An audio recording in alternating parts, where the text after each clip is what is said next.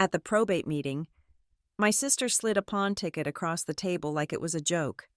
"It paid for my trip to Cielo Azul Key," she said. "Mom wouldn't want her old junk gathering dust." It wasn't junk.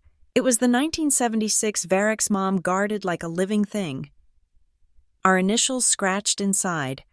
I didn't raise my voice. "Savannah, you didn't just sell a camera. You sold the last clean way I could remember her." My name is Avery Hale. I'm 32 years old, and I was sitting in a room that smelled like the slow death of a forest. It was the conference room at Cleary & Associates, our family's legal counsel for as long I could remember, and it was paneled in a dark, oppressive mahogany that seemed to absorb sound and light in equal measure. The air was thick with the scent of old paper files, the faint, acrid tang of permanent markers, and Mr. Cleary's cloying pipe tobacco, a ghost from a habit he'd supposedly kicked a decade ago. It was the official smell of life being sorted into manila folders, of grief being quantified on spreadsheets. Across the gleaming, oversized table sat my sister, Savannah. At 28, she still operated as if a reality show camera crew might appear at any moment. She wore a pair of enormous black sunglasses indoors, a shield of manufactured celebrity that rendered her expressionless. Her fingernails, lacquered in a shade of iridescent pink called billionaire blush, tapped a syncopated, impatient rhythm against the wood. Tap, tap, tap, click. It was the sound of a person waiting for the boring part of the movie to end, for the plot to get back to her, the sound of someone scrolling through their own life. She had just slid the pawn ticket across the table. It wasn't a dramatic gesture. It was a flick of the wrist, the same way she'd discard a receipt for a latte. It skidded over the polished surface and came to a stop just beside my untouched glass of water. For a moment, I just stared at it, a flimsy, dog-eared rectangle of pale yellow paper. "Don't make that face," Savannah said, her voice muffled slightly by the sheer size of her sunglasses. She shifted in her leather chair, the expensive material groaning in protest. "Honestly, Avery, I did it for my own healing.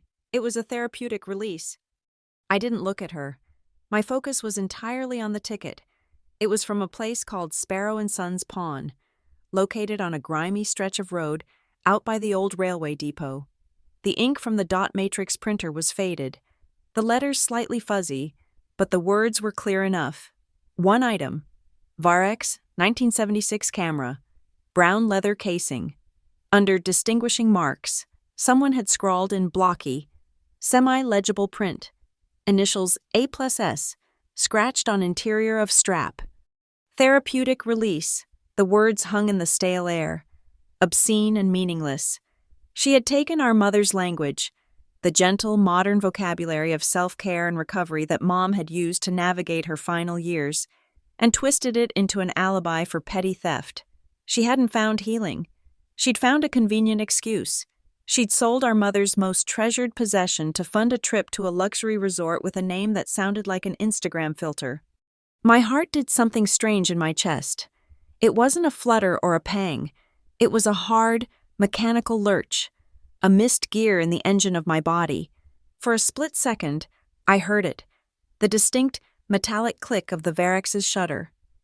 It was a sound I knew better than my own name, the soundtrack to my childhood. Mom, crouching in the damp grass to capture the way light hit a spiderweb. Mom, bracing herself against a doorway to get a steady shot of Savannah's ridiculous prom dress. Mom, her eye pressed to the viewfinder. The world held at a perfect, focused distance. That click was the sound of a moment being saved. Now, the memory of it felt like a door slamming shut forever. Mr. Cleary, a man whose entire professional demeanor was a study in practiced discomfort, cleared his throat. The sound was a wet rasp, like gravel being stirred in a bucket. He adjusted his tie, which was already perfectly straight. "Now, girls," he began, his voice oozing a placating tone that set my teeth on edge. "This is precisely the kind of issue that can be resolved within the family. Savannah, perhaps you could—" He trailed off, because Savannah wasn't listening.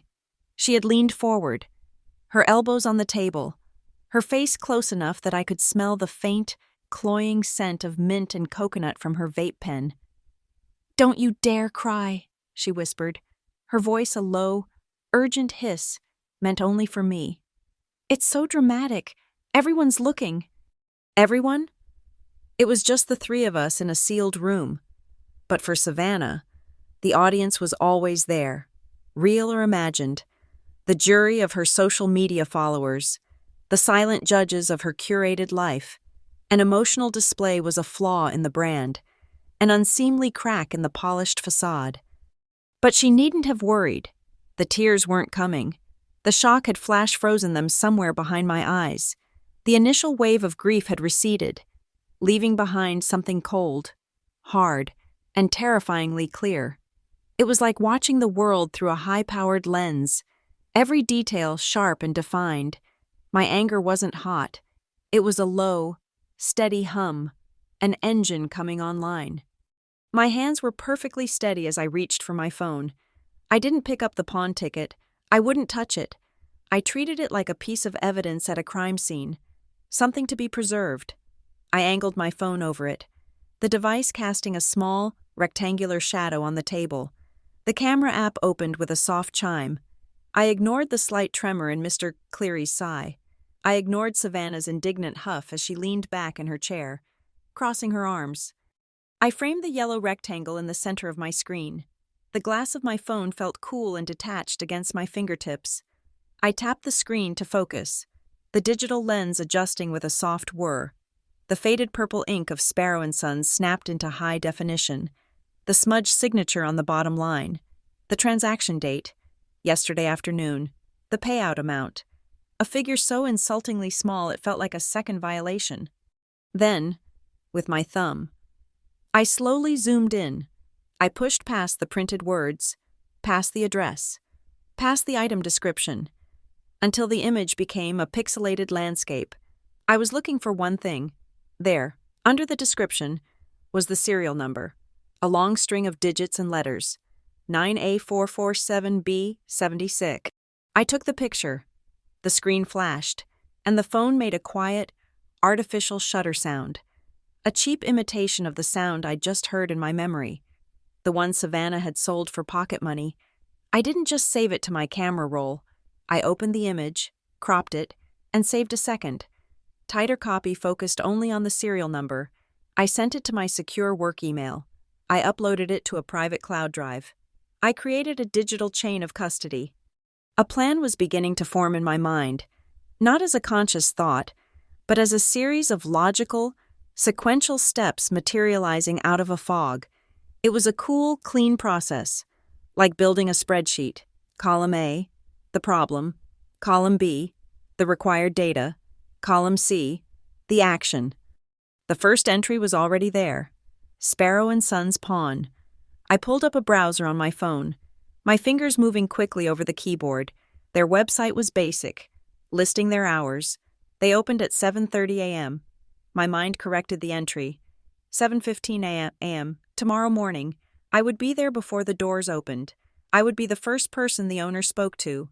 I wouldn't give them time to think, to call anyone, to move the camera to an off-site storage. Savannah was saying something, being completely unreasonable. It's just a thing, Avery, an object. You can't let possessions own you. I looked up from my phone, my expression perfectly neutral. I met her gaze, or rather, the dark, reflective void of her sunglasses. In them, I could see a tiny, distorted version of myself, pale and still. I didn't argue. I didn't defend. The time for that was over. The rules of engagement had changed. We were no longer two sisters grieving a mother.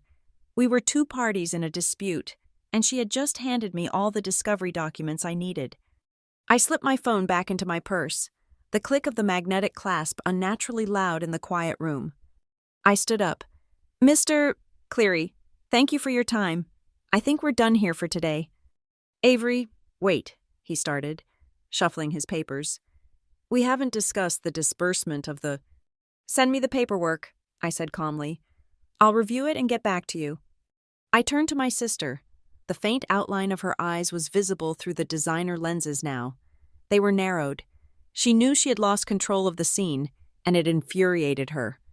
Inside my head, a voice, cool and precise as a surgeon's scalpel, was speaking. No one needs to see the anger. That's not useful data.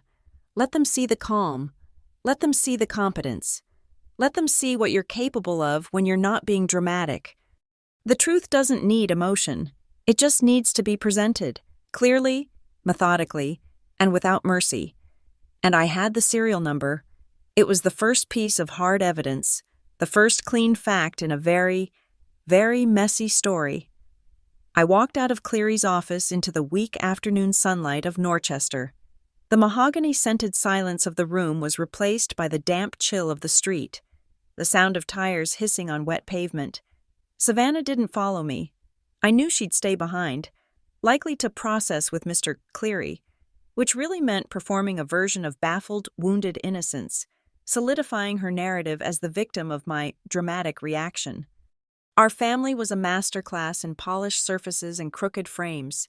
We looked good in photos, when Mom was alive to take them, but the foundation was rotten from the start. Mom was a night nurse at St. Jude's. She lived her life in reverse, drinking lukewarm coffee at 4 p.m. to start her day while we were doing homework. Her existence was a testament to managing exhaustion. Our father, a man I only remember as a vague shape in the smell of bourbon, had checked out when Savannah was in 2nd grade.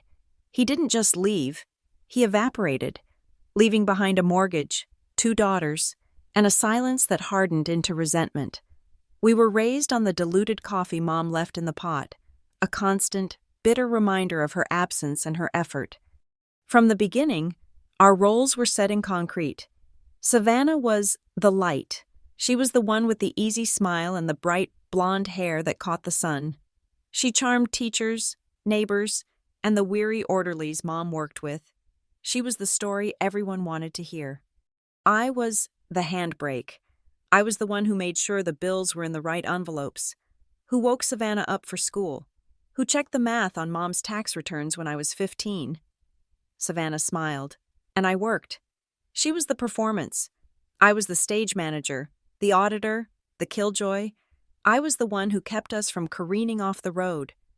This dynamic followed us, clinging like wet clothes, in high school.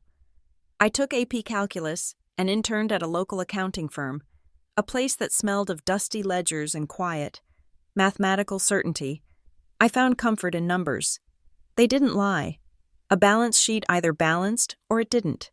There was no healing or interpretation. There was just a right answer and a wrong one. Savannah, meanwhile, majored in visual communications, which seemed to be a 4-year degree in applying filters. Her education was a montage of smartphone camera lenses, vaguely defined projects, and a curated online presence that was already attracting brand collaborations. These were always sketchy, ambiguous sponsorships, detox teas that smelled like hay, fast fashion outfits that would dissolve in the rain, vitamin gummies that promised impossible things. She was building a life based on illusion, on manufacturing an image of effortlessness that was, in itself, a full-time job. And then there was the Varex. To Savannah, it was junk, an antique. To Mom, it was a holy relic.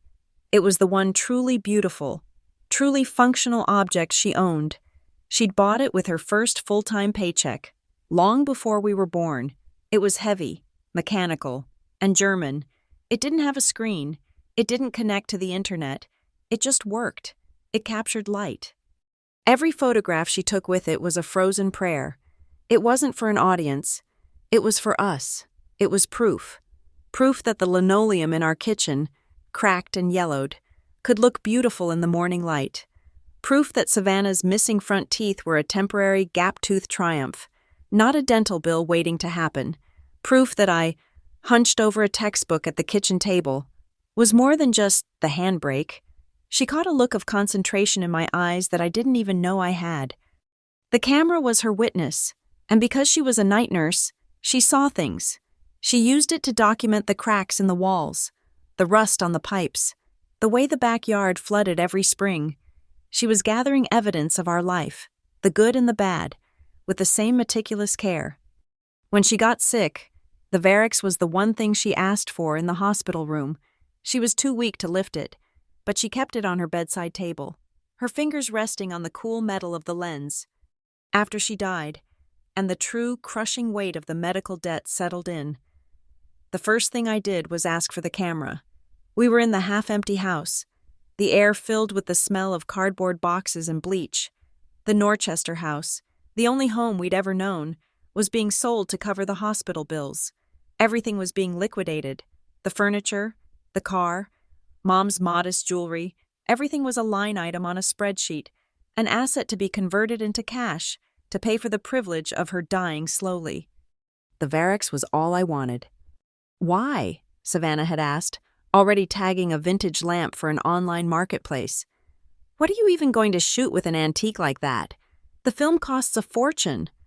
It's not for shooting, Savannah, I'd said, my voice tight.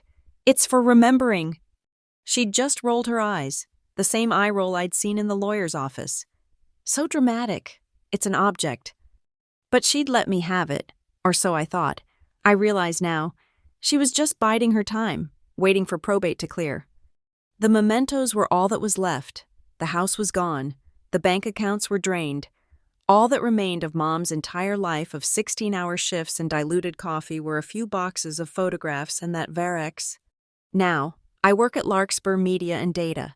It's a glass and steel tower in Midtown Norchester, a place that prides itself on transparent narratives. My office is on the 22nd floor. I'm in the internal audit department. My job is to find the crooked frames. I trace the flow of money. I examine expense reports. I cross-reference invoices with contracts. I am paid, and paid well, to find the places where the story doesn't match the numbers. I hunt for the vague sponsorships on a corporate scale. I find the rot under the polished floors. I'm good at it. I'm the best. In fact, because I don't get distracted by the performance. I look at the receipts.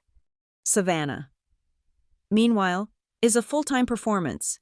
Her life is a constant stream of sun-drenched vacation photos, of brunch spreads so perfect they look synthetic, of candid moments that were clearly staged for hours. Her apartment, which she can't afford, is filled with gifted items she'll never use, and under it all, the debt. I haven't seen her statements, but I don't need to. I know the math. The brand deals for teeth-whitening strips don't pay for trips to Cielo Azul Key. They don't cover the rent on a high-rise. Her life is a balance sheet that is profoundly, fundamentally unbalanced.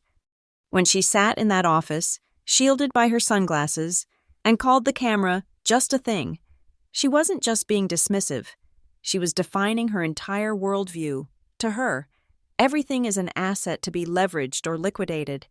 Her grief was a therapeutic release that justified a vacation. Mom's camera was a dust-gathering antique that could be converted into cash. Her entire life is a PR campaign for a product, herself, that is insolvent. She had sold the one thing in our lives that had no price, the one object that was pure, uncorrupted value, the one thing that had served as our mother's honest, mechanical eye. Driving away from Cleary's office, the emptiness in my chest was vast. It was a cold, cavernous feeling, but it wasn't despair. It was the clean, quiet vacuum of a newly opened file. It was an audit beginning. The sense of loss, so raw and blinding a few minutes ago, was now crystallizing. It was shifting from a fog of pain into something sharp, defined, and actionable. My grief had found a spreadsheet. My anger had found a serial number. Savannah hadn't just sold a camera. She had opened a new set of books, and she had just invited a senior auditor to take a look. Larkspur Media and Data is an architectural lie. From the outside, it's a monument to transparency. A 27-story prism of glass and steel dropped into the heart of Midtown Norchester. From the inside, it's a labyrinth. The open-plan offices, the floor-to-ceiling windows, the conference rooms, named after virtues like integrity and clarity, it's all a performance. Every secret, every clandestine deal, every whispered alliance happens in plain sight, camouflaged by the sheer volume of visibility. You don't need walls to hide things when you can just bury them in data.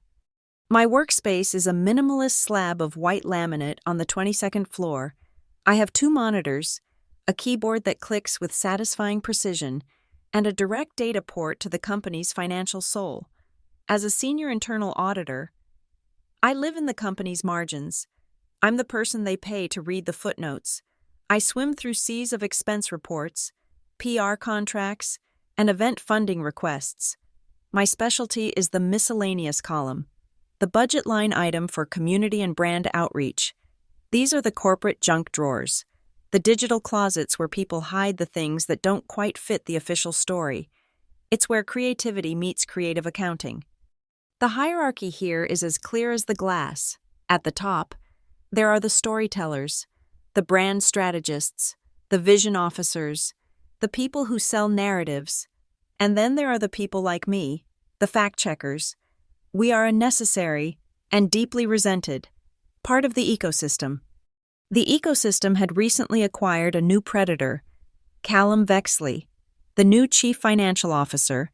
He was brought in from a ruthless tech conglomerate and moved through the office with the predatory grace of a shark gliding through a coral reef.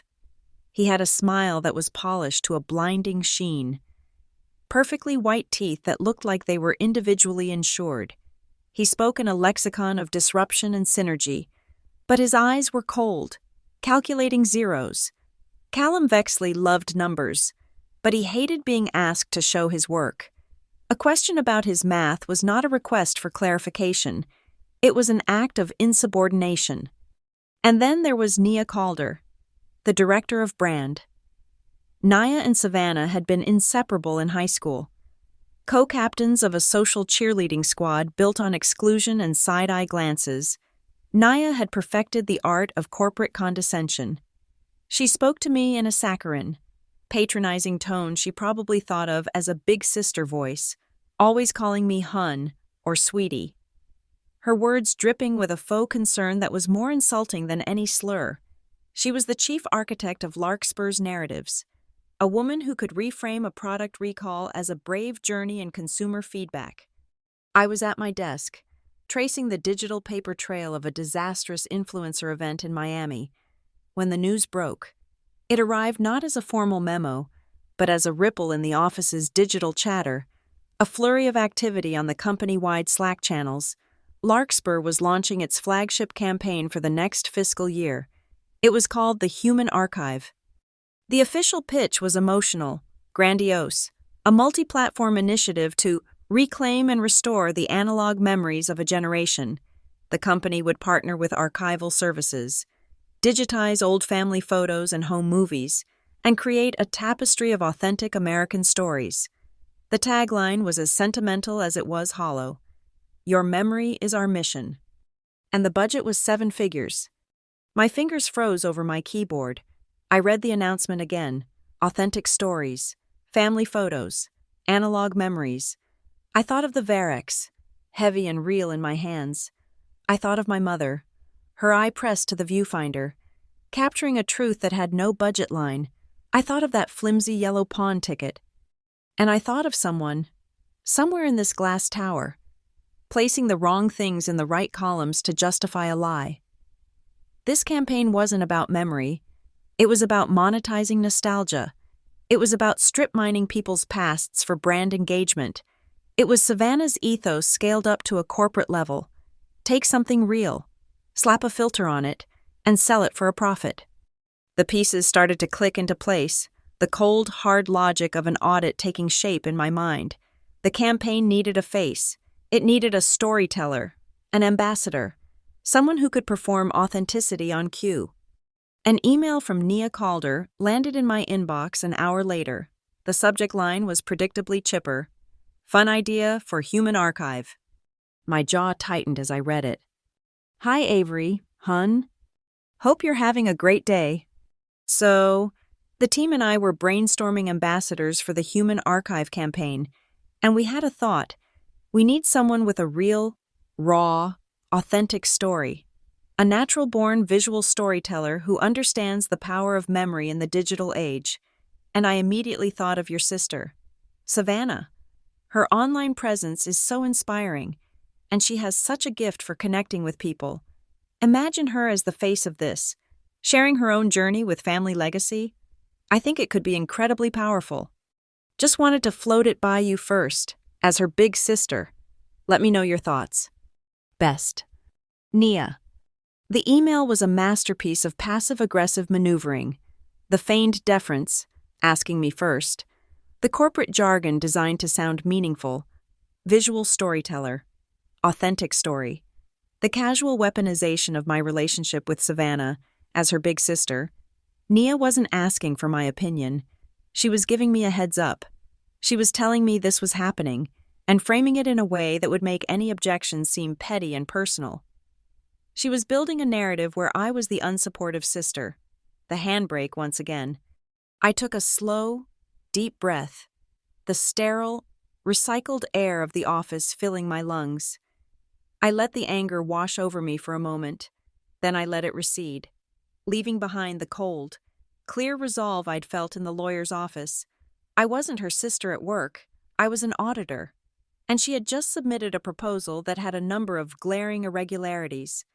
My reply was short, and I copied in the head of my department, a necessary bit of corporate armor. Nia. All potential brand ambassadors, especially those with personal connections to employees, are subject to a thorough review of their financial and contractual transparency standards before any offer can be considered. This is standard company policy to ensure the integrity of our community outreach funds. Please forward any preliminary documentation you have. Avery Hale, Senior Internal Auditor. I hit send.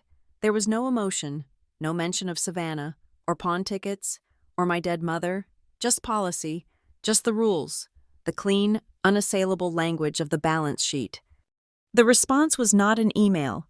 It came about 20 minutes later, in the form of Callum Vexley. He didn't stride over to my desk. He materialized beside it, a silent apparition in a $1,000 suit that smelled faintly of cedar and money. He leaned against the low partition of my cubicle, one hand in his pocket, his polished smile firmly in place. "Avery," he said, his voice a low, confidential purr. "Got a minute?" "For you, Callum? Always." He gestured vaguely toward my screen. "Just heard from Nia.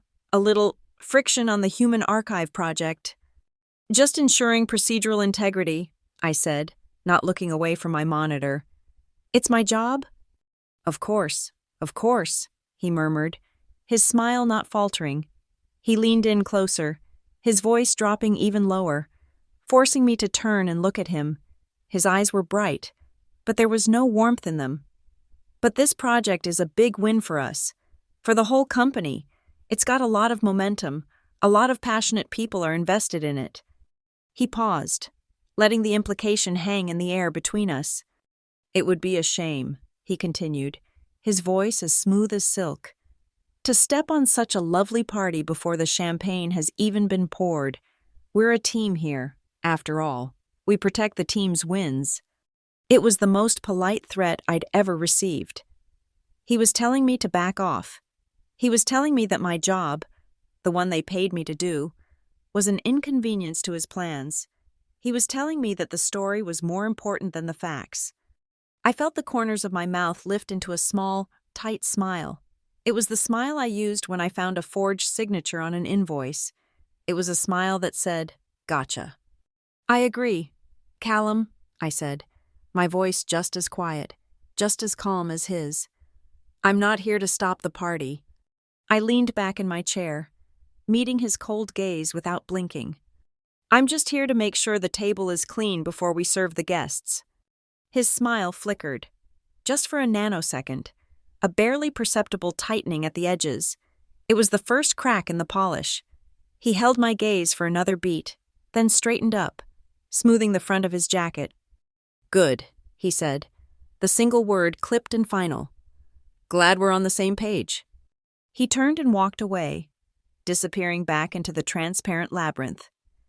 I watched him go, then turned back to my screen. I wasn't on his page. I wasn't even in the same book.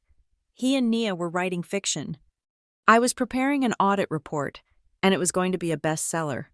The Norchester morning was the color of a fresh bruise, a dull, purplish-gray light that promised more rain. At 7:12 a.m., I was standing on the slick pavement outside Sparrow and Son's Pawn. The shop was on a street that had given up, wedged between a boarded-up laundromat and a check-cashing place that hadn't opened yet. The neon sign above the barred door was a terminal patient. The O in Sons was dead, and the spar W flickered with a desperate, buzzing rhythm, like an old man's struggling heart, casting a sick pink glow on the wet sidewalk. A bell, high and tinny, announced my arrival. The inside of the shop smelled of dust, old wool coats, and the faint, metallic tang of desperation. Everything was a dull, oxidized brass color. A man I assumed was Mr. Sparrow sat behind a cage of thick wire mesh, not glass. He was older than I expected, with watery gray eyes and hands that were stained with what looked like ink or grease. He was reading a racing form and didn't look up immediately. I didn't browse. I walked directly to the counter. He finally raised his head, his expression one of profound, practiced boredom. "Help you?" I didn't waste time with pleasantries. I took out my phone, unlocked it, and laid it on the counter. The screen facing him. It showed the high-resolution photo of the pawn ticket, zoomed in on the item description and the serial number. Varex 1976, serial number 9A447B76, I said. "You took it in yesterday. I'm here to get it." His eyes flickered from the phone to my face. I was in my work attire, a dark, structured wool coat, tailored trousers. I did not look like his usual clientele. He turned to a computer monitor that looked as old as he was, his fingers tapping slowly on the keyboard. "Yeah, Varex, brown leather," he mumbled, reading the screen. "Got it. Yesterday afternoon. Young woman, blonde, crying." My breath hitched, but I kept my face impassive. That was Savannah, performing her grief for a stranger. "But I can't sell it to you," he said, turning back.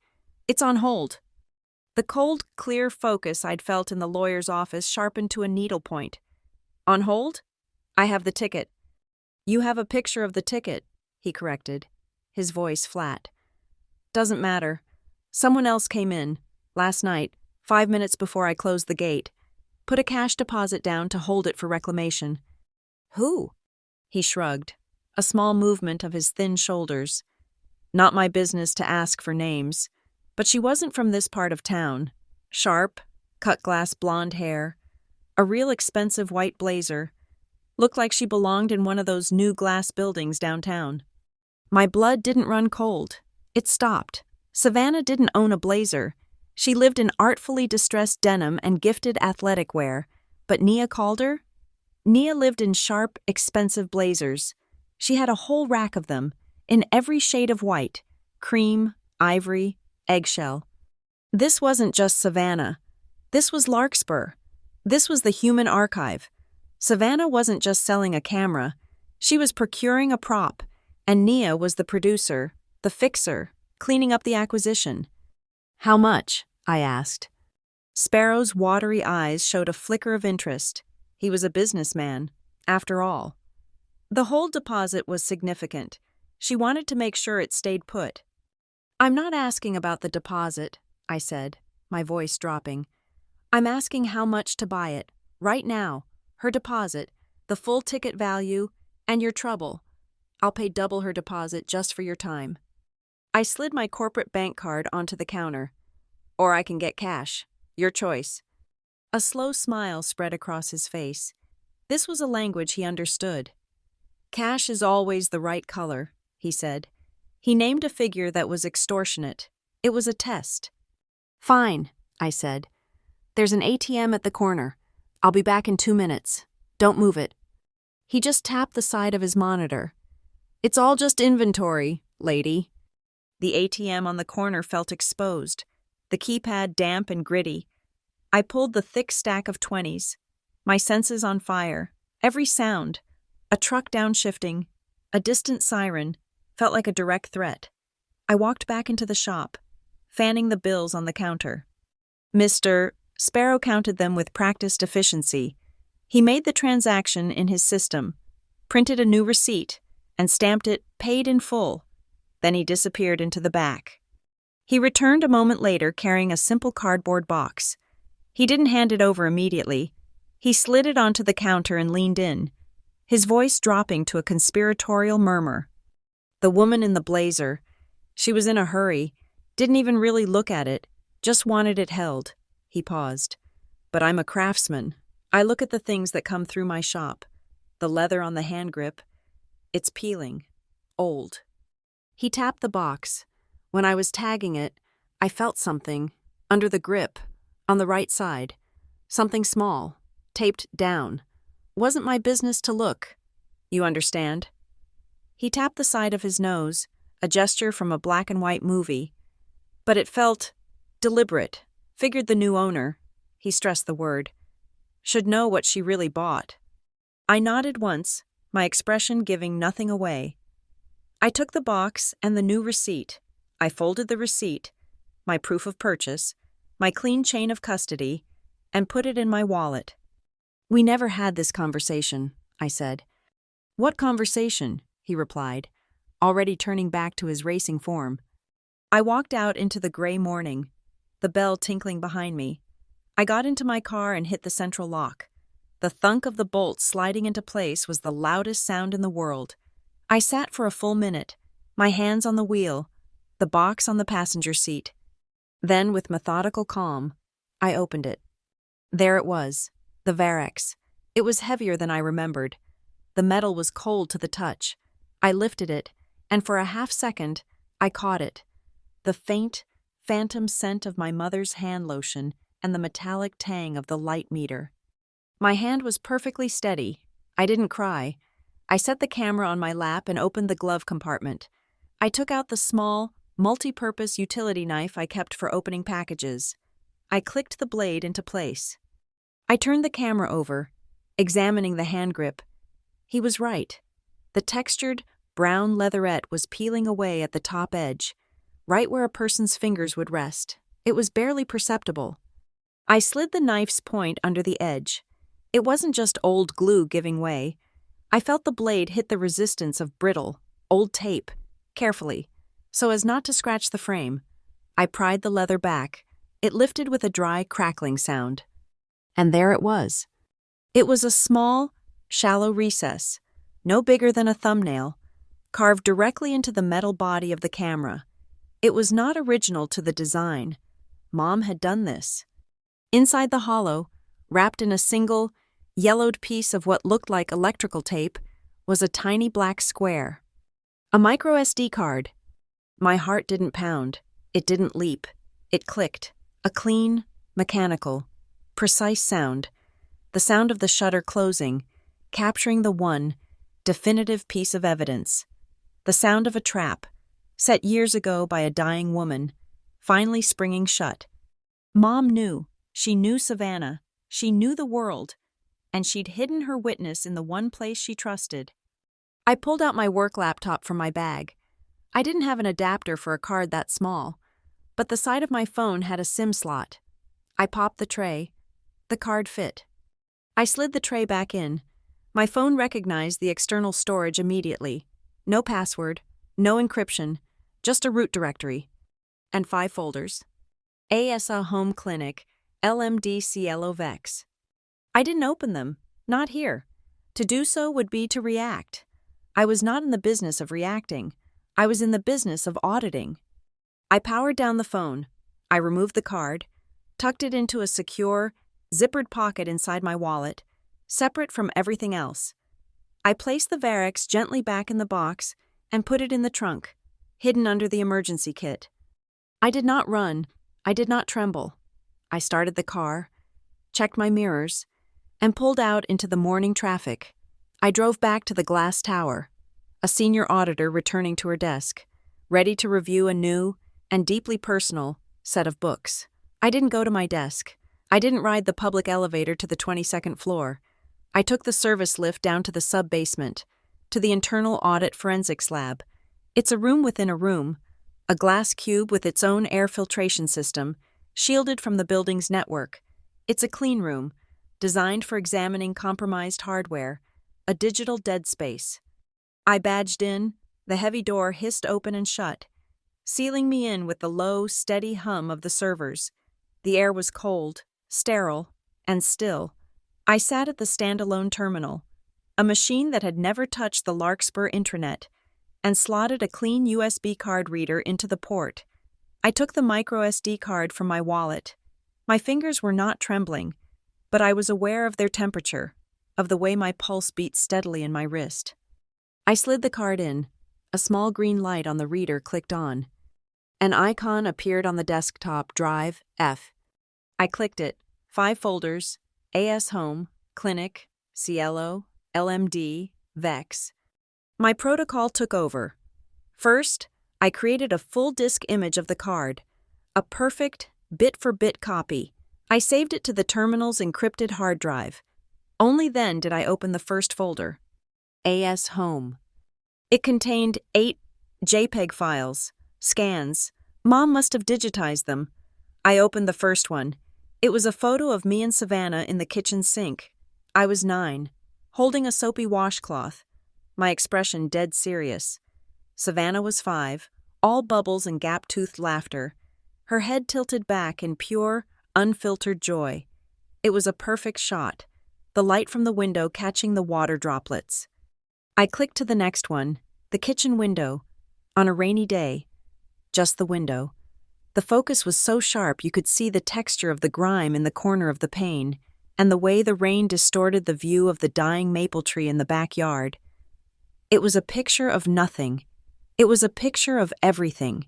It was the gray, damp, quiet reality of our lives, captured and for a split second, made beautiful by her eye. This was the crack in the ice. I felt a cold pressure build behind my sternum, a physical ache. This was the memory. This was the junk Savannah sold for a vacation. I closed the folder. My hand moved to the next one, Clinic. This was not art. This was data. PDFs of medical bills, endless statements from the oncology department, receipts from the pharmacy for copays that were small on their own but formed a crushing avalanche, and then, one JPG, a scan of a piece of paper, a prescription pad sheet, Mom's handwriting, not her usual, neat script, but a weak, spidery scrawl. Don't let the girls sell the memories. The house is paper. The camera is proof. A+S. She knew, in the fog of morphine and exhaustion. She knew her daughters. She knew Savannah would see the assets, and she knew I would look for the proof. A chill that had nothing to do with the room's air conditioning traced its way down my spine. My movements became faster, sharper. I clicked on Cielo. Up of an e-ticket, first class, Norchester to Cielo Azul Key, passenger, Savannah Hale, date, 2 days from now. A PDF of a bank statement, Savannah's. How had Mom gotten this? The balance was a joke, thousands in debt to online boutiques and ride-sharing apps. Then, another scanned note. Sponsor? She says a collective is paying. Check LMD. LMD, Larkspur Media and Data. Mom had made the connection. She had seen the rot before I had even smelled it. I clicked the LMD folder. It contained a single, multi-page PDF.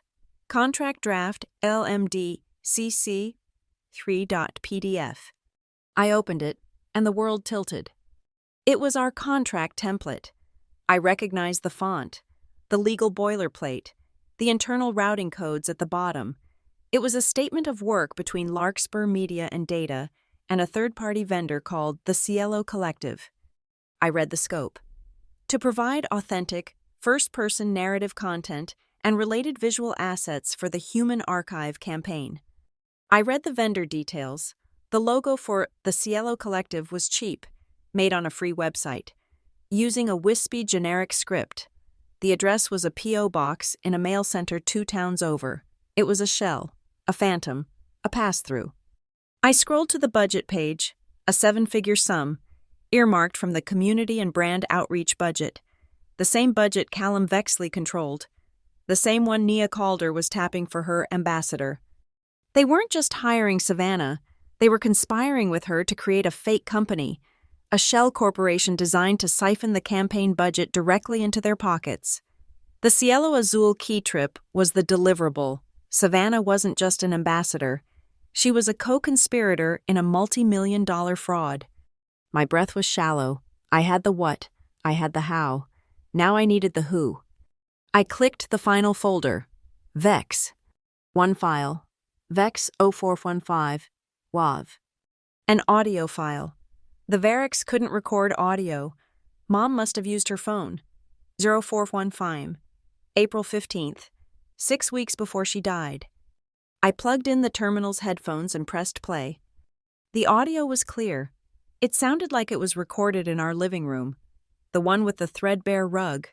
The first voice was Callum Vexley's, smooth, confident, dripping with the casual arrogance of his polished smile. "Look, the budget is already approved for the archive. We just need a way to move it. We can't put her directly on the payroll. It's too messy with Avery and audit. So, we create a vendor, this Cielo collective thing she's so proud of. It's perfect. We funnel the ambassador budget, plus a consulting fee, right into it. It's a discretionary fund. My signature. Clean." The second voice was Nia Calder's, sharp, excited. "Oh, that's brilliant. Callum. And Savannah can handle the front-facing part. She's got the story. And that camera? That old junk her mom was obsessed with? It's the perfect narrative hook. We'll say it was the inspiration for the whole campaign. We'll say Savannah found it, and it inspired her to reconnect. We'll narrate it to fit the story." A pause, then a sound that ripped the breath from my lungs. Savannah, laughing, a light, airy, tinkling sound. "It's almost too easy," Savannah said. "And don't worry about Avery. She'll be too busy crying over that hunk of junk to even notice the paperwork. She's always been so dramatic. Just keep her busy crying, and we'll be fine." The audio file ended. The only sound in the room was the static hiss in the headphones and the steady, low hum of the servers. Just keep her busy crying. They thought my grief was a weakness, a distraction. They had mistaken the smoke for the fire. They didn't realize that my grief was a solvent, burning away everything that wasn't the truth. Mom had known. She sat in that room, dying, and she listened to the people plotting to steal her memory. She couldn't fight them, so she did what I would have done. She gathered the data, she created the file, and she hid it in the one place she knew I would come for. She had left me an audit trail. I took off the headphones. The pressure in my chest was gone. The cold clarity was absolute. I was no longer a grieving daughter. I was a forensic auditor with an active case. My fingers moved with precision. I initiated a secure transfer. I moved the disk image, the audio file, the contracts, and the scanned notes into Larkspur's firewalled, encrypted evidence locker, a server accessible only by my department's highest clearance. I created a new case file. Human Archive Fiscal Review. I set the access permissions to my eyes only. I secured it with two-factor authentication tied to a physical hardware key I kept on my person at all times. The evidence was now secure, logged, impenetrable. I ejected the microSD card and placed it back in my wallet. It was a relic now. The data was immortal. My decision was made. This would not be a confrontation. It would not be an emotional outburst. My revenge would be a formal presentation. It would be a dispassionate review of financial irregularities. It would be direct, meticulous, and delivered to the audit committee of the board of directors. I would take their narrative, and I would tear it to shreds with the clean, sharp edge of the truth. I would give them exactly what they'd paid for: an audit. I returned to my desk on the 22nd floor. The glass walls of the office felt different. They were no longer a transparent labyrinth. They were a stage, and I was now the director. The anger and the cold clarity had merged, hardening into a single, functional tool, a plan. My revenge would not be a messy, emotional confrontation. It would be a meticulously planned, flawlessly executed corporate presentation. My first move was to create the official paper trail. I opened my email and drafted a message to my department head, copying Callum Vexley and the head of compliance. Subject: Urgent review. Q4 budget anomalies. Human archive campaign. Team. In light of Q4 projected expenditures for the Human Archive campaign, approaching their pre-approved threshold faster than forecasted, I am initiating a standard compliance audit of all associated vendor contracts and community outreach disbursements, effective immediately. This is a routine procedural check to ensure all expenditures are aligned with company policy and our SEC disclosures before the quarterly earnings call. I will coordinate with the relevant department heads for a pre-briefing shortly.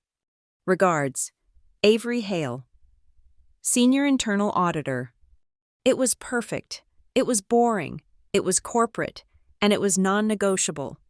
I used the budget as a shield, a legitimate, unavoidable reason for me to be exactly where I was not wanted. By copying Callum, I wasn't accusing him. I was informing him, as a professional courtesy. My second move, 10 minutes later, was the velvet glove. I sent a new email, this one only to Callum and Nia. Subject: supporting the Human Archive launch. Hi Callum, Nia. Following up on my official notice, I want to assure you this audit is purely procedural. My goal here is 100% supportive. The Human Archive is a vital campaign, and I just want to ensure all the financials are ironclad, so you can have a smooth, flawless launch at the town hall.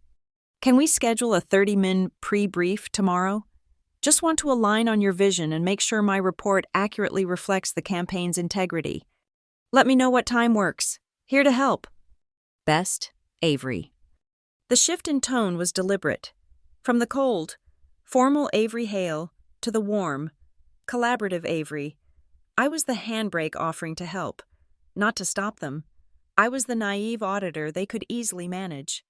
I was giving them the one thing all con artists crave: overconfidence. My third move was silent.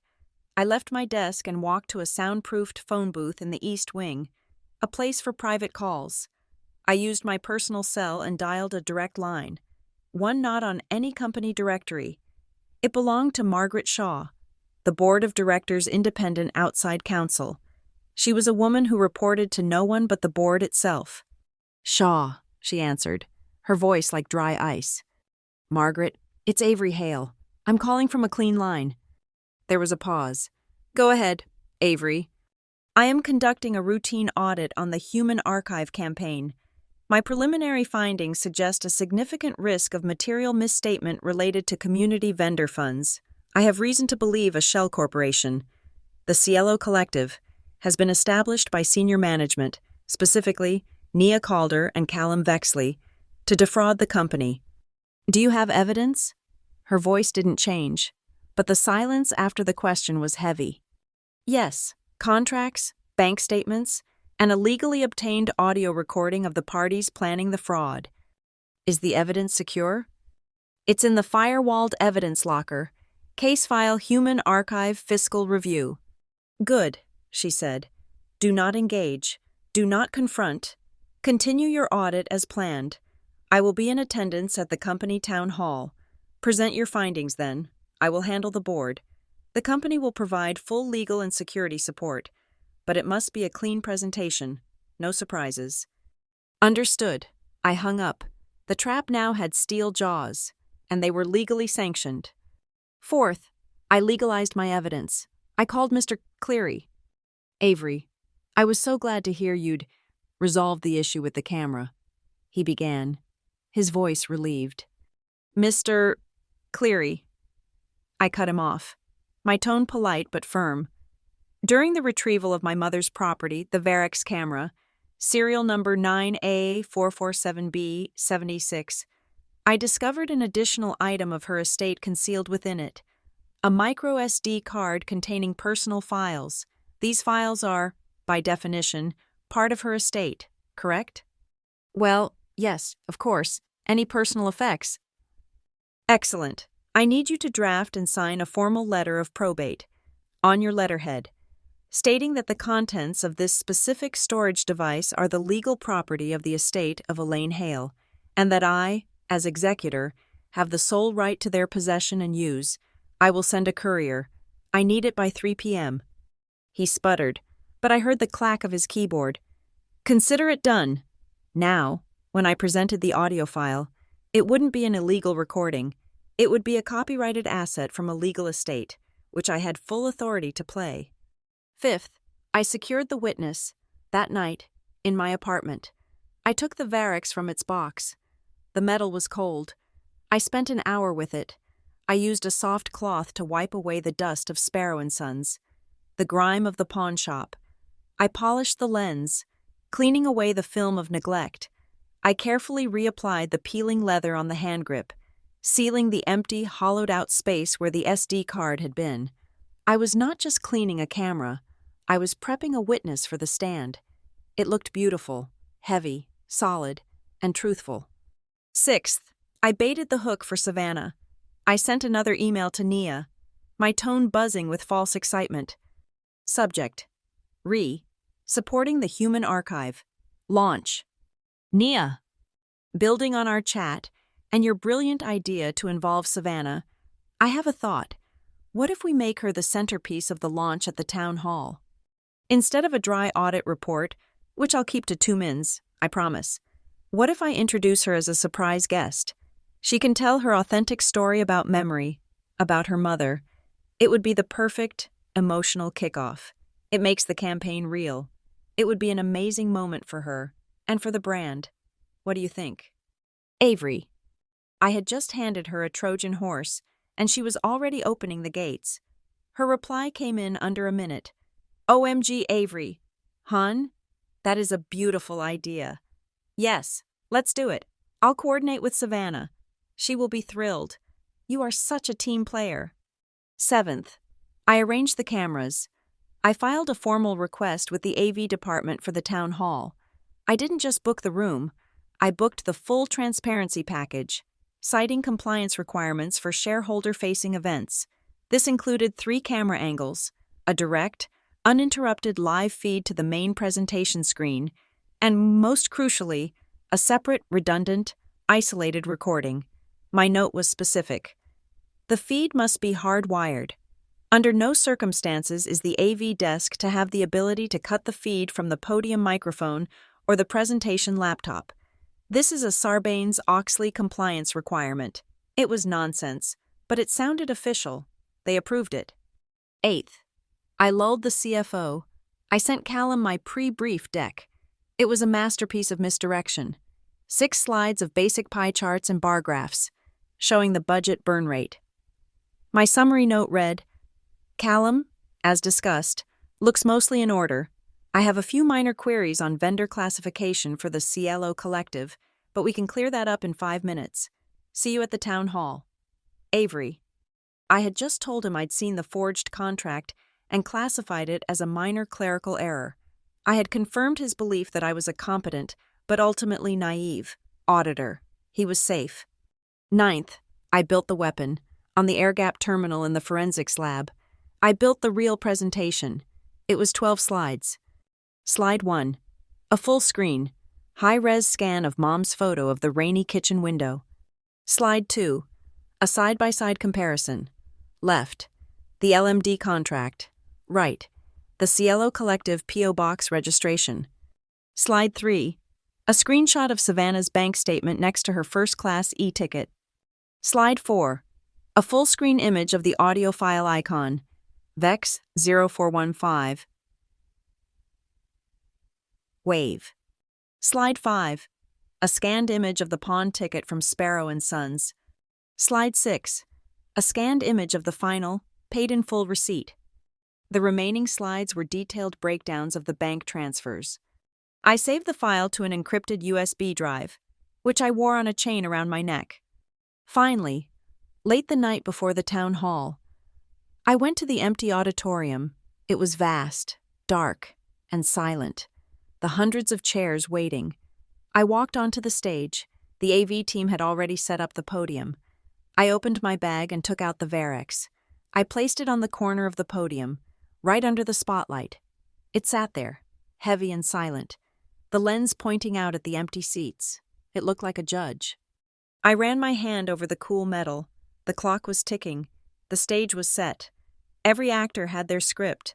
and the witness was in place. The Larkspur Town Hall was a cathedral of corporate self-congratulation. It was a two-story atrium of brushed steel and sound-dampening glass, filled with rows of identical charcoal gray chairs. On a vast LED screen behind the stage, the Larkspur logo, a stylized, abstract bird, rotated in a slow, hypnotic loop of blue and white. The air conditioning hummed, a low, constant drone beneath the murmur of 200 employees, a mix of genuine excitement and mandatory, caffeinated compliance. From my position at the edge of the stage, I could see them all. Naya Calder was in the front row, radiating smug satisfaction, her white blazer a beacon of manufactured authority. Callum Vexley stood near the side entrance, arms crossed, his polished smile deployed at a low, confident setting. He caught my eye and gave me a slight, conspiratorial nod, the kind a poker player gives his partner when he thinks he's holding a royal flush. In the third row, almost invisible in her understated gray suit, sat Margaret Shaw, the board's outside counsel. Her face was a mask of neutral observation. Our CEO, a man named Richard Sterling who spoke exclusively in the inspirational language of TED Talks, strode to the podium. The chatter died down. "Good afternoon. Larkspur family," he began, his voice booming with practiced enthusiasm. "Today is an exciting day. Today, we're not just launching a campaign, we're starting a conversation.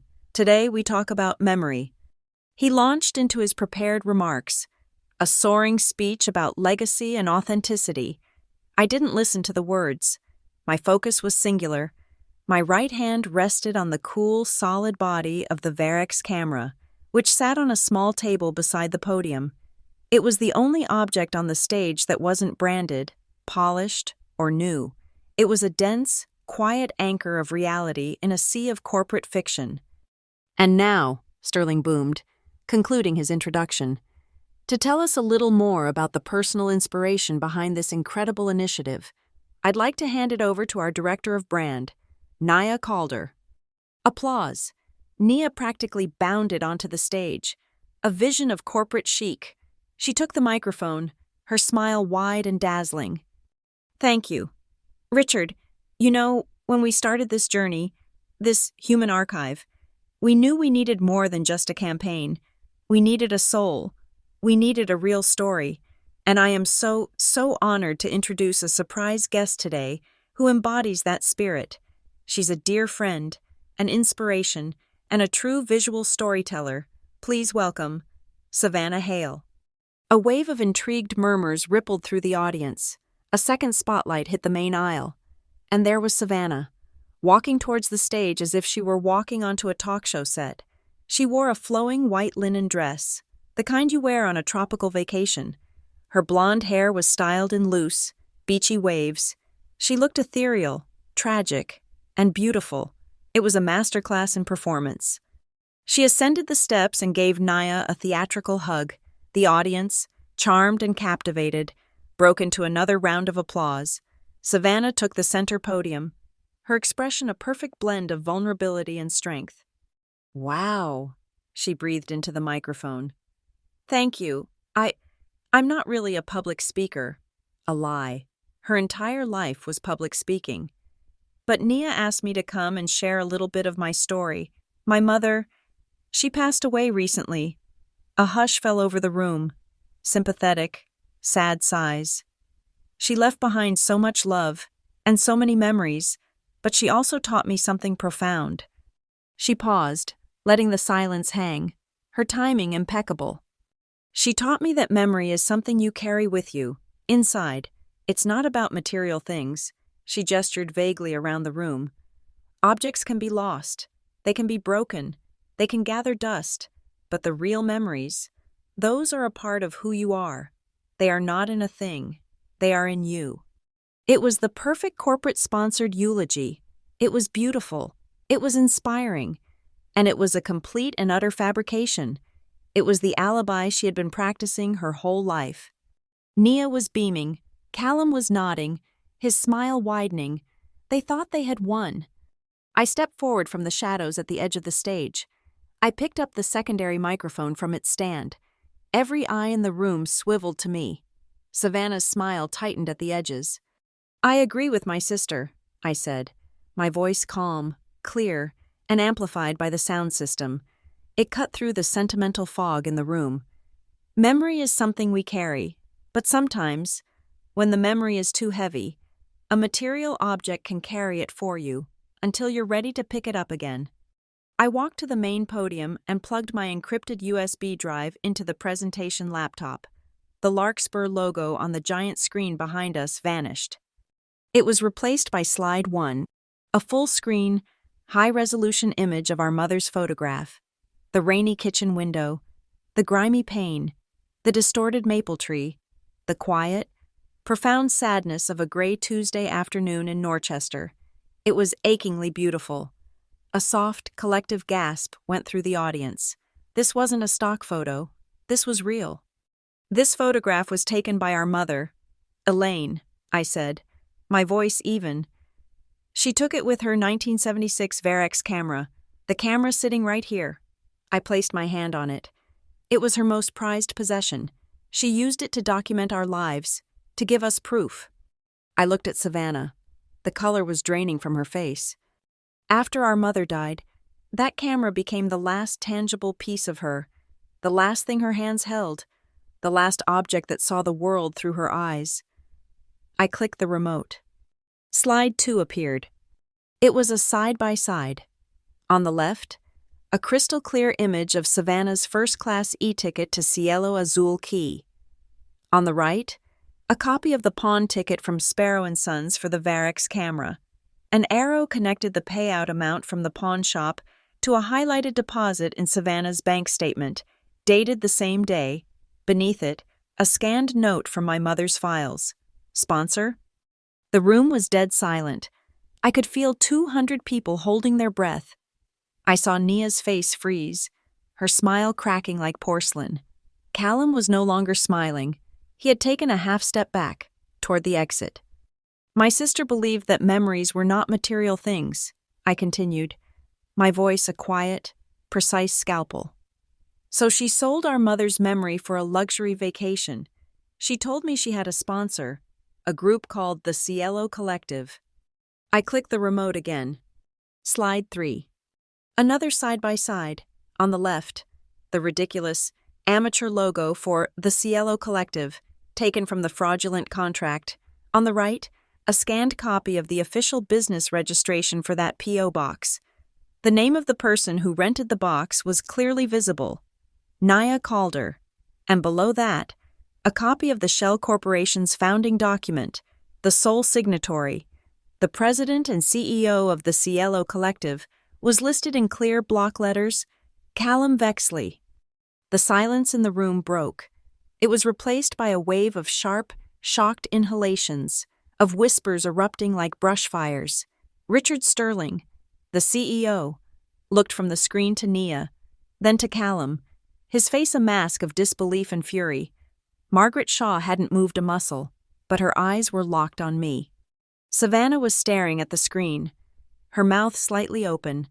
Her performance had ended. The actress was gone, leaving only a terrified girl caught in the Klieg lights. I let the image hang there for a full 10 seconds, letting the weight of the conspiracy settle over the room.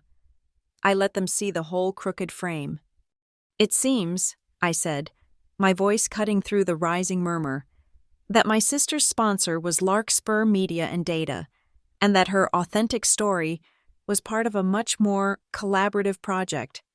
Then, I clicked the remote one last time. The screen went black, and in the center, a single, universally understood icon appeared. A white triangle inside a white circle.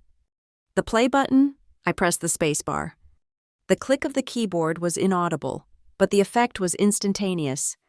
The silence of the room was shattered, not by a boom, but by a voice.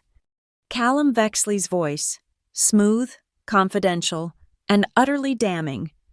"Look, the budget is already approved for the archive. We just need a way to move it. We can't put her directly on the payroll. It's too messy with Avery and audit.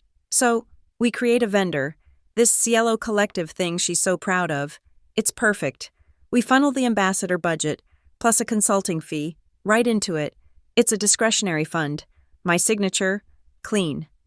The file vex0415.wave played into a void of absolute stunned paralysis. No one coughed. No one shifted in their chair. The only sound in the entire two-story atrium was the low, steady rush of the HVAC system, a cold, indifferent breath. Then, Nia Calder's voice, sharp and giddy with the thrill of the scheme. "Oh, that's brilliant. Callum, and Savannah can handle the front-facing part. She's got the story, and that camera, that old junk her mom was obsessed with. It's the perfect narrative hook.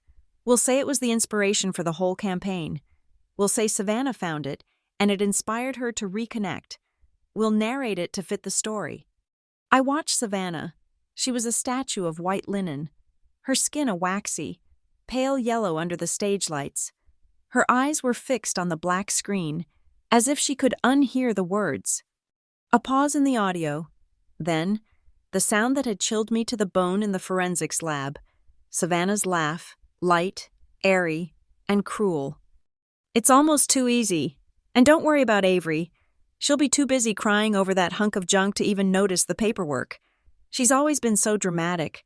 Just keep her busy crying, and we'll be fine." The audio file ended. The click of the playback stopping was as loud as a gunshot in the dead quiet room. "Cut that audio!" Callum Vexley's voice was a raw, primal scream. It wasn't his polished CFO purr. It was the sound of an animal caught in a snare. He had lunged to his feet and was pointing, his face a mask of purple rage, at the AV booth in the back of the room. "Shut it down! Shut it down now!" Every head in the room snapped to the AV booth. A moment of feedback squealed over the speakers, and then the voice of the AV technician, nervous but clear, filled the room. Mr. Vexley, I can't, the feed isn't on my board. It's a secondary, hardwired feed from the podium. It was part of the compliance spec for the meeting. We don't have control." Callum's head snapped toward me. His eyes were no longer cold zeros. They were blazing. If he could have killed me with a look, I would have been ash on the stage. I ignored him. I turned my head slightly, addressing our CEO, Richard Sterling, and Margaret Shaw in the third row. My voice, by contrast, was a quiet, clinical statement. "Mr. Sterling, Ms. Shaw, for the record," I said, my voice carrying with perfect, calm clarity through the microphone. "The audio file you just heard, Vex 0415, wave, is the copyrighted property of the estate of Elaine Hale. It was recorded in her private residence." I paused, letting the next words land with precision. "As Norchester is in a single-party consent jurisdiction, this recording is perfectly legal. As the executor of her estate, I have the full legal right to its dissemination." Richard Sterling, his face pale and mottled with fury, tore his eyes away from Callum and looked to Margaret Shaw. His look was a desperate, silent question. Margaret Shaw did not stand. She did not raise her voice. She simply met his gaze and gave one single, sharp, affirmative nod. That was it. The legal challenge was over. The trap was iron. I turned back to the audience and clicked the remote. Slide 4. "This," I said, "is the Cielo Collective PR contract, submitted by Ms. Calder and approved by Mr. Vexley." I pointed to the bottom of the screen. "As you can see, the digital signature belongs to Callum Vexley, and the timestamp on the file's metadata, April 15th, matches the date of the audio file you just heard. They were drafting the fraudulent contract on the same day they were planning the crime." A wave of audible, horrified gasps. This wasn't just a plan. It was a fully executed conspiracy. I clicked again. Slide 5. And this brings us back to the pawn ticket from Sparrow & Sons. The flimsy yellow rectangle filled the screen. And the e-ticket to Cielo Azul Key. The money from the sale of our mother's camera, the narrative hook they were going to narrate to fit the story, was the seed money for the inaugural trip of the Cielo Collective. They weren't just stealing from the company, they were stealing the very memory this campaign was built to honor, all to fund their first payout. I looked at the 200 faces staring back at me. They were horrified, disgusted, and absolutely riveted. I turned, picked up the heavy, cold Varex camera from the side table. I walked to the main podium and placed it firmly in the center, an unblinking glass eye facing the crowd. It covered the Larkspur logo completely. "This is the material object," I said, my voice resins sating with a cold finality. "This is the hunk of junk that was supposed to keep me busy crying. It turns out, it's the only witness that tells the truth. This," I tapped the camera, "is the human archive. This is the authentic story." The silence was deafening. Then, a small, choked sound from my right. Savannah. She was trembling, her whole body shaking, her stage presence shattered. She stared at me, her eyes wide with a dawning, terrible understanding. She whispered, but her microphone was still live, and the sound carried to every corner of the room. You set me up," she breathed. "You set a trap." I didn't turn to look at her. I leaned forward, slightly, toward the podium microphone, my voice still perfectly level, still perfectly clear, for the entire company, for the CEO, for the board's counsel, to hear. "I didn't set a trap. Savannah, I just built a stage and let you perform. You walked right into it." The immediate aftermath was not chaos. It was a vacuum. A thick cellular silence pressed in on the room, broken only by the hum of the air conditioning. The 200 employees of Larkspur Media and Data sat frozen, a tableau of shock. Richard Sterling, the CEO, moved first. He walked onto the stage with a stiff, deliberate gait, his face a granite mask of fury.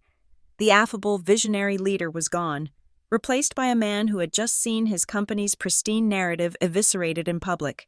He didn't look at me or Savannah. He walked past us, his eyes locked on the front row. "Nia Calder, Callum Vexley," he said. His voice was not a shout. It was a low, cold blade of a sound that cut through the silence. "You are both suspended, effective immediately. Pending a full investigation, security will escort you from the building. Surrender your company phones, laptops, and access badges, now." 2 uniformed security guards, who had been standing discreetly at the rear of the auditorium, began to move down the main aisle. Their movements were calm, practiced. This was a procedure, a termination protocol. Nia stared up at him, her mouth opening and closing like a fish. The color had drained from her face, leaving a blotchy, uneven canvas. Callum, for his part, had lost his polish. His suit suddenly looked too big for him, his face slick with a sheen of sweat. He didn't protest. He simply unclipped his badge from his belt and held it out as the guards approached. While all eyes were on the public execution, Margaret Shaw was already in motion. She had not moved from her seat, but she was speaking quietly and urgently into her phone. "Issue an immediate litigation hold on all accounts and devices belonging to Calder and Vexley, all email, all cloud drives, all messaging. Seal the 24th floor. I want physical locks on the CFO's office and the brand department. No one in or out without my direct authorization. Get forensics ready." It was a clean, systematic cauterization of a wound. Within 90 seconds, Callum and Nia were being escorted up the aisle, a bubble of silence and shame moving with them through the stunned crowd. A woman from the legal department, someone I recognized but didn't know, appeared at my side on the stage. "Ms. Hale," she said quietly, "we need to take the evidence into custody." I nodded. I picked up the Varex camera. It felt warm from the stage lights. I handed it to her. She placed it carefully into a padded, numbered evidence bag. I handed her the encrypted USB drive containing the full disk image and all the files. She sealed it in a second. Smaller bag. She then produced a chain of custody form on a tablet. "Please sign here, confirming the transfer of items," she said. I signed my name. She signed hers. The head of corporate security, who had appeared beside her, signed as the third party. It was a transaction. Sterile, official, and final. My mother's memory was now Exhibit A. After the room had been cleared, after the whispers had faded and the employees had been dismissed with a terse, company-wide email, I was asked to join a meeting in the executive boardroom. It was just me, Richard Sterling, and Margaret Shaw, who was now patched in via a secure video link, her face a stern, dispassionate image on a large screen. Sterling looked exhausted. He looked at me, and for the first time, I saw something other than anger or corporate platitudes in his eyes. It was a grudging, profound respect. "Avery," he said, his voice quiet, "I owe you an apology, and a thank you. You protected this company. You took our tagline about memory and you made it mean something. Thank you for keeping the memory in the right place." I just nodded. I didn't want his gratitude. I wanted justice for the memory they had tried to hijack. "The board has already convened," Margaret Shaw said, her voice crisp and clear from the screen. "They have authorized me to offer you whatever you need, a promotion, a new role. The position of Chief Compliance Officer is now, for obvious reasons, open." I held up a hand. "Thank you, but I don't want a new job." I looked directly at Sterling. "I want one thing." He leaned forward. "Anything. The Human Archive campaign is toxic, but the money is real. I want you to take every last dollar remaining in that 7-figure budget and divert it. Create a new, independent fund, the Elaine Hale Memorial. Grant for analog photography. No Larkspur branding, no corporate mission statement. Just a quiet fund that gives grants to real storytellers, so they can afford the film and the time to document the truth. You can use her rainy window photograph on the announcement. That's it." Sterling stared at me for a long moment. He looked at Margaret Shaw, who gave another one of her imperceptible nods. He turned back to me. "Approved," he said. "Consider it done." I stood up. "Then we're finished here." I walked out of the boardroom and back toward the now empty stage of the town hall. The AV crew was packing up, coiling cables. The only person left was Savannah. She was standing where I had left her, a small, lost figure in her ridiculous white dress, which now just looked like a costume from a play that had closed. She was trembling, her arms wrapped around herself. She saw me coming and took a hesitant step forward. Her face was bare, stripped of all its performance. The tears she had been faking in the pawn shop were now real, tracing clean paths through her expensive foundation. "Avery," she choked out, her voice a raw whisper. "I'm sorry, I swear. I didn't know all of it. I needed the money. She trailed off, her apology dissolving into the self-serving excuses of a child caught with her hand in the cookie jar. I stopped a few feet away from her. I didn't move to comfort her. I didn't offer a hand. I looked at her, at the sister who had shared my childhood but not my reality, and I delivered the final, clean cut. "Memory isn't a prop for a vacation. Savannah," I said. My voice wasn't angry. It was just tired. It was a statement of fact. "And Mom's name isn't a hashtag." Something in her broke. The last bit of her composure crumbled. She turned away sharply, her shoulders hunching as a sob tore through her. She buried her face in her hands, her blonde hair falling forward like a curtain, hiding her from the world. For the first time in her life, she had no audience, no camera, no filter. The performance was over. I didn't touch her shoulder. I didn't say another word. I just stood there for a moment, in the quiet, empty hall. I let the silence do its work. It was not my job to absolve her. It was my job to let the truth have its own heavy weight, and I had done my job. I turned away from my sister's collapsed form and walked off the stage. I didn't rush. Each step was measured, deliberate. The heels of my sensible work shoes made a hollow, lonely sound on the polished wood of the stage, an echoing metronome counting out the final beats of the story. The vast, empty town hall felt like a lung that had just exhaled. The AV crew moved in the background, their hushed, professional voices a stark contrast to the raw emotion that had just filled the space. They were coiling black cables, disassembling the architecture of the performance. They were striking the set. I didn't look back. I didn't need to. The image of Savannah, stripped of her brand, was seared into my mind. It was not a victory I savored.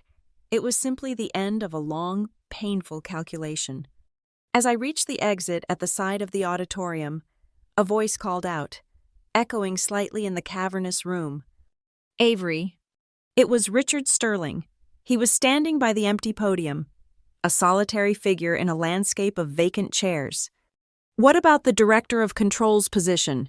he called out, his voice carrying the weight of a genuine, almost desperate offer. It was the ultimate prize in the world I inhabited. A seat at the table, the keys to the kingdom's books. I paused for a moment, my hand on the cool metal of the door's push bar, but I didn't turn around. I had just exerted a level of control so absolute, so total, that a corporate title felt like a demotion. My work here was done. The audit was closed. "I have things to do at home," I said, my voice just loud enough to carry back to him, and then I pushed the door open and stepped out. The parking garage was a different world. It was a concrete purgatory of cool, damp air that smelled of wet asphalt, exhaust fumes, and the faint, earthy scent of decay. The fluorescent lights hummed overhead, casting a sterile, greenish glow on the endless rows of silent cars. The city's noise was a distant, muted roar. The only sharp sound was the rhythmic, melancholy drip of water from a pipe overhead, each drop striking a puddle with a soft, echoing plink. I walked to my car, my footsteps sounding loud and intrusive in the quiet. I unlocked it, the chirp of the alarm a brief, electronic interruption. I slid into the driver's seat, the leather cool against my skin. The world outside the garage was a blur of gray. The promised rain had arrived, not in a downpour, but as a fine, persistent Norchester mist that clung to everything, softening the hard edges of the city. I didn't start the car. I just sat there, in the silence, the key in my hand. My work was done, but the story wasn't quite closed. Not for me. I took out my phone. The screen glowed to life, a small, bright rectangle in the gloom of the garage. I ignored the flood of notifications, missed calls from numbers I didn't recognize, news alerts, a dozen frantic emails from my department head. I bypassed them all. My fingers moved with a familiar muscle memory, opening my photo gallery. I scrolled back, past the pictures of receipts, past the screenshots of documents, back through the last few terrible weeks, until I found it. Slide 1. The rainy kitchen window. I looked at it, really looked at it. For the first time since this had all begun, it wasn't evidence anymore. It was just a photograph, a memory. My mother's eye, her steady hand. I saw the way the light hit the old, steel-edged sink, the one that was always a little bit rusted at the drain. I saw the way the raindrops clung to the glass, each one a tiny, imperfect lens distorting the world outside.